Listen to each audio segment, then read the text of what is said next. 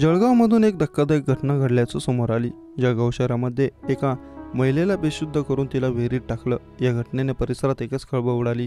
जळगाव शहरामध्ये एका महिलेला बेशुद्ध करून तिला शिरसोली गावातील विहिरीत फेकून दिल्याचा धक्कादायक प्रकार समोर आला। महिला सुखरूप असून ती रात्रभर विहिरीत बसून राहिली। दुसऱ्या दिवशी तिला नागरिकांच्या मदतीने विहिरीच्या बाहेर काढण्यात आलं। दीपिका दीपक पाटील वय वर्ष 26 असं सदर महिलेचे नाव असून ती जळगाव शहरातील रहिवासी आहे। महिला ही तिच्या मुलीला शाळेत घेण्यासाठी गेली होती। या दरम्यान तिला अनोळखी महिला भेटली। तिने तिला बेशुद्ध केलं। बेशुद्ध केल्यानंतर जळगाव शहरापासून काही अंतरावर असलेल्या शिरसोली गावातील एका विहिरीत महिलेला फेकून दिल्याची माहिती समोर आली। दरम्यान घटनेची MIDC पोलीस ठाण्यात नोंद करण्यात आली आहे। सदर महिलेला गुंगवून विहिरीत टाकून देणारी ती महिला कोण आहे, तिचा हेतू नेमका काय होता, याबाबत MIDC पोलीस स्टेशन शोध घेत आहे।